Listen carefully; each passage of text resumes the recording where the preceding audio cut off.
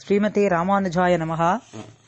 இன்று ஆனி ஸ்ரவணம், திருக்கண்ணமங்கை ஆண்டானுடைய அவதார திருநக்ஷத்திரம். இவருடைய அவதார ஸ்தலம் திருக்கண்ணமங்கை. ஆச்சாரியன் நாதமுனிகள். இவர் பராமரித்த இடமும் திருக்கண்ணமங்கையே. இவர் அருளிச் செய்தவை என்னவென்றால், நாச்சியார் திருமொழியினுடைய தனியன், அல்லினாள் தாமரை மேல் ஆரணங்கு இன்துணைவி என்று சொல்லக்கூடிய தனியன். நாதமுனிகளினுடைய தயைக்கு பாத்திரமாக இருப்பவர் திருக்கண்ணமங்கை ஆண்டான். இவர் திருக்கண்ணமங்கை என்ற திவ்யதேசத்திலே அவதரித்து பகவான் ரட்சிப்பான் என்று பகவான் மீது வைத்திருந்த நம்பிக்கையை பற்றி நம்முடைய பூர்வாச்சாரியர்கள் மிகவும் பெருமையாக பேசுகிறார்கள். ஸ்ரீவச்சனபூஷண திவ்ய சாஸ்திரத்தில் பிள்ளை லோகாச்சாரியார் இவருடைய மேன்மையான குண விசேஷங்களை பற்றி மிகவும் சிறப்பாக பேசுகிறார். உபாயம் என்று சொன்னால் பகவானை அடைவதற்கான வழி. உபேயம் என்று சொன்னால் குறிக்கோள், பகவத் கைங்கரியம். இதை பற்றி விரிவாக சொல்லக்கூடிய சமயம் அதை 80வது சூத்திரத்திலே காணலாம். உபாயத்துக்கு பிராட்டியையும் திரௌபதியையும் திருக்கண்ணமங்கை ஆண்டானையும் போலே இருக்க வேண்டும். உபேயத்துக்கு இளைய பெருமாளையும் பெரிய உடையாரையும் பிள்ளை திருநறையூர் அரையரையும் சிந்தையந்தியையும் போலே இருக்க வேண்டும் என்று சொன்னார்.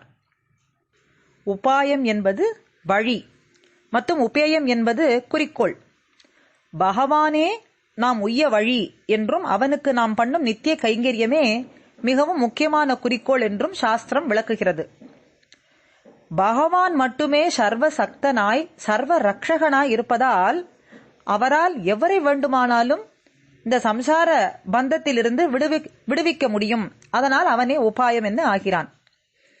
ஸ்ரீமன் நாராயணனே எல்லோருக்கும் எஜமானன் என்பதால் ஸ்ரீமன் நாராயணனும் அவனது பத்னியுமான பெரிய பிராட்டியாரும் இருக்கும் அந்த சேர்த்தியிலே கைங்கரியம் செய்வதே அதுவே மிகச்சிறந்த உபேயமாகும் என்று சொல்றார். இப்போ உபாயத்துக்கு சில உதாரணங்களை சுருக்கமா பார்ப்போம். ராவணன் சீதா பிராட்டியை சிறைப்பிடித்து வைத்திருந்த காலத்திலே பிராட்டி தன்னுடைய சக்தியின் மூலம் ராவணனை தண்டித்து விட்டு சென்றிருக்கலாம். ஆனால் அவள் அப்படி செய்யவில்லை. ஹனுமாருடைய வாலில் ராட்சசர்கள் தீ வைத்த போது பிராட்டி தன்னுடைய சக்தியை நிரூபித்து காட்டினாள்.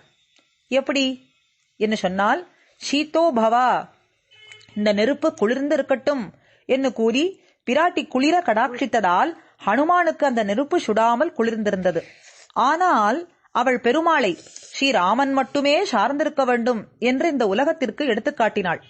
எப்படி என்றால், அவள் தன்னை காத்துக்கொள்ள தன்னுடைய எந்த சக்தியையும் உபயோகப்படுத்தாமல் பெருமாளே வந்து தன்னை காப்பாற்ற வேண்டும் என்று காத்திருந்தாள். இது ஒன்று. இரண்டாவது, கௌரவர்கள் அனைவரும் இருக்கும் சபையிலே திரௌபதியை அவமானப்படுத்திய பொழுது தன்னுடைய லஜ்ஜையை விட்டு தன்னைத்தானே ரட்சித்துக் கொள்ள முடியாமல் கைகளை தூக்கி கோவிந்தா கோவிந்தா என்று கதறினாள். அவள் புடவையை தன் கைகளால் பிடித்துக் கொள்ளாமல் கிருஷ்ணன் காப்பாற்றுவான் என்று முழு நம்பிக்கையுடன் 2 கைகளையும் கூப்பினாள். இது 2.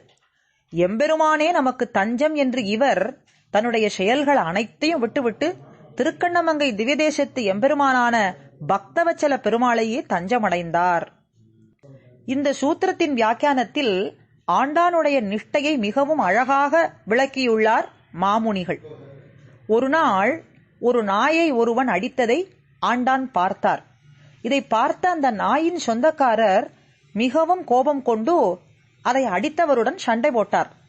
இருவரும் தங்களுடைய கத்தியை வெளியே எடுத்து சண்டையிட்டார்கள். அது மட்டுமல்லாமல் ஒருத்தர் கொல்லவும் தயாரானார்கள். இதை பார்த்தவுடன் மிகச்சிறந்த எண்ணம் ஆண்டானுக்கு தோன்றியது.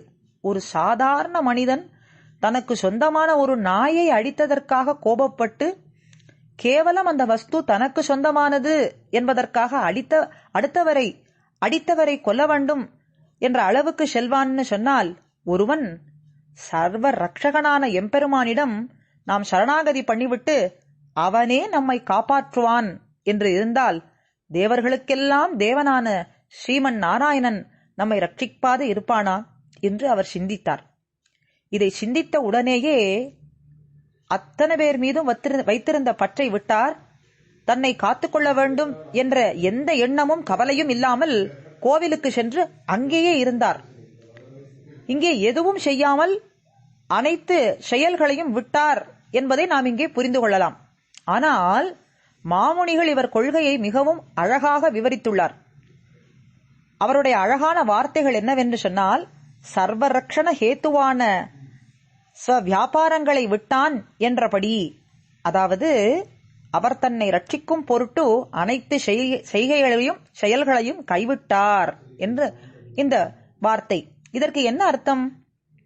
அவர் எம்பெருமானுக்கு பண்ணும் கைங்கரியங்களை விடாமல் செய்து வந்தார், ஆனால் தன்னை ரட்சித்துக் கொள்ளும் முயற்சியை கைவிட்டார் என்பதுதான் இதனுடைய பொருள்.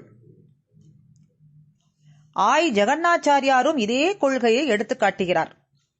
ஆக உபாயம் பார்த்தோம். இனிமேல் உபேயம் என்பதை சுருக்கமா பார்ப்போம்.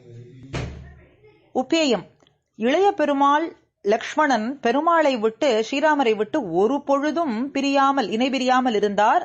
பெருமாள் எங்கு சென்றாலும் அவருடன் சென்று அவருக்கு அனைத்து கைங்கரியங்களையும் செய்தார். இது ஒண்ணு. அடுத்தது பெரிய உடையார்னு சொன்னா ஜடாயு மகாராஜா.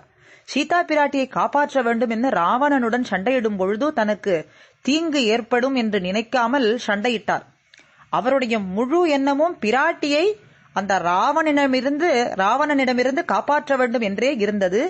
ஆனாலும் அவர் இறுதியிலே கொல்லப்பட்டார். 2. மூன்றாவது பிள்ளை திருநறையூர் அரையர். இவர் மற்றும் இவருடைய குடும்பமே தொட்டியம் திருநாராயணபுரத்துக்கு திருவரங்கத்துக்கு அருகில் இருக்கும் ஸ்தலம் எம்பெருமானுக்கு கைங்கரியம் செய்து வந்தார்கள். ஒருமுறை தீயவர்கள் சிலர் அந்த கோயிலை தாக்கி அந்த அர்ச்சாவதார பெருமாளுக்கு தீ வைத்து விட்டார்கள். இதை பார்த்து பொறுக்க முடியாமல் எம்பெருமானை காப்பாற்றுவதற்காக இவர் மற்றும் இவருடைய குழந்தைகள், தர்மபத்னி அனைவருமே அர்ச்சாவதார திருமேனியை அணைத்துக் கொண்டார்கள். அந்த காலத்தில் தீயினால் ஏற்பட்ட காயத்தினால் அவரும் அவருடைய குடும்பமும் உயிரையே விட்டார்கள். இப்படி எம்பெருமானுக்காக தம்மையே அர்ப்பணித்ததை நம்முடைய பூர்வாச்சாரியர்கள் மிகவும் பெருமையாக பேசுகிறார்கள். ஆக இளைய பெருமாள், பெரிய உடையார், பிள்ளை திருநறையூர் அரையர் பார்த்தோம். கடைசியா சிந்தையந்தி, பிரஜபூமியிலே வாழ்ந்த ஒரு கோபிகை. இவள் கண்ணன் எம்பெருமான் மீது மிகவும் அன்பு வைத்திருந்தாள். ஒரு நாள் கண்ணன் அவனுடைய அழகான வேணுகானத்தை கேட்டவாறே மிகவும் ஆனந்தம் கொண்டாள். தன்னுடைய கிரகத்தை விட்டு உடனே சென்று எம்பெருமானை சேவிக்கணும்னு ஆசையும் கொண்டாள். வீட்டில் இருந்த பெரியவர்கள் அனுமதிக்கவில்லை. அவளால் உடனே அவளுடைய கிரகத்திலிருந்து கிளம்ப முடியவில்லை என்பதால் மிகவும் துக்கப்பட்டாள். எம்பெருமானுடைய குழலோசையை கேட்டு பேரின்பம் கொண்டதால் அவளுடைய புண்ணிய கர்மங்கள் அழிந்து போனது. தன்னால் இந்த இடத்தை விட்டு கண்ணனிடம் செல்ல முடியவில்லையே என்று மிகவும் வருத்தப்பட்டதால் அவளுடைய பாவ கர்மங்களும் அழிந்து போனது. உடனேயே அவள் பரமபதத்தை அடைந்தாள். நமது புண்ணியம் மற்றும் பாவமே நம்ம இந்த சம்சார சாகரத்திலே அழுத்துகிறது. அது அனைத்தும் அழிந்தால் நாமும் பரமபதமான மிகப்பெரிய பேற்றையே அடைவோம் என்று இதிலிருந்து தெரிகிறது. ஆக நம்முடைய இறுதி குறிக்கோளான பரமபதத்தை இவள் மிகவும் சுலபமாக அடைந்து அங்கு எம்பெருமானுக்கு நித்திய கைங்கரியம் செய்தாள். ஆக அது முதல் ஆண்டான் மீதமுள்ள காலங்களில் திருக்கண்ணமங்கை எம்பெருமானுக்கே கைங்கரியம் செய்து கொண்டிருந்து கடைசியில் பரமபதத்தை அடைந்தார். அவருடைய கைங்கரியத்தை பரமபதநாதனுக்கு செய்யத் தொடங்கினார். ஆண்டானுடைய வாழ்க்கை வரலாறு மற்றும் புகழ் திவ்ய பிரபந்த வியாக்கியானங்கள் மற்றும் ரகசிய கிரந்த வியாக்கியானங்களிலே சில இடங்களிலே காட்டப்பட்டுள்ளது. சிலவற்றை இங்கே பார்ப்போம். நாச்சியார் திருமொழியிலே பெரியவாச்சான் பிள்ளை வியாக்கியானம், தரை விளக்கி என்பது ஆண்டாள் அருளி செய்தாள். அதாவது தரையை சுத்தம் செய்வது என்ன.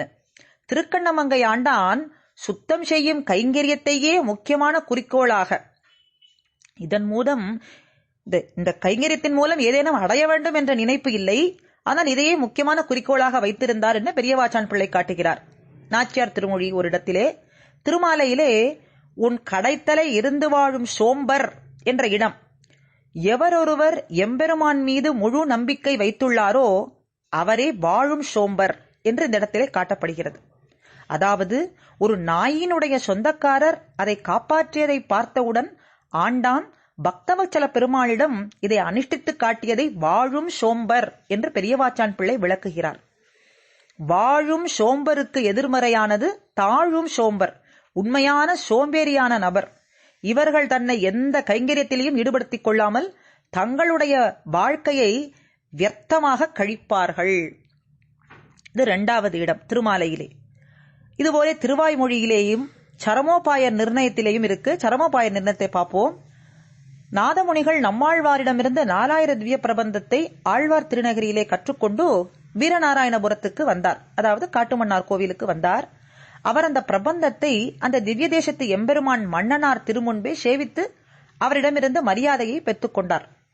அவர் தம்முடைய திருமாளிகைக்கு வந்தவுடன் தனது மருமகன்களான கீழையகத்தாழ்வான் மற்றும் மேலையகத்தாழ்வான் அழைத்து அவர்களிடம் தாம் ஆழ்வாரால் அருளப் பெற்றதையும் ஆழ்வார் பவிஷ்யத்து ஆச்சாரியரை தன்னுடைய கனவிலே இந்த லோகத்தில் உள்ள ஒவ்வொருவரும் உய்வதற்கு வரும் காலத்தில் எம்பெருமானார் அவதரிக்கப் போகிறார் என்று கூறினார்.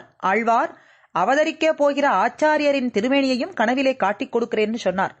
சொன்னதை காட்டியதையும் விளக்கமாக தன்னுடைய மருமகன்களிடம் விளக்கமாக சொன்னார். இதை கேட்டவுடன் அவர்கள் இருவரும் மிகவும் ஆச்சரியமடைந்தார்கள். மேலும் இப்பேற்பட்ட மகானுபாவருடைய சம்பந்தம் கிடைத்ததே என்ன திருப்தியும் கொண்டார்கள். அதன் பிறகு ஸ்ரீமன் நாதமுனிகள் சிஷ்யனாய் இருப்பதற்கு உண்மையான தகுதி உடைய திருக்கண்ணமங்கை ஆண்டானுக்கு துவயமகா மந்திரத்தின் விசேஷ அர்த்தத்தை திருவாய்மொழி மூலம் விளக்கமாக சொன்னார். எப்படி?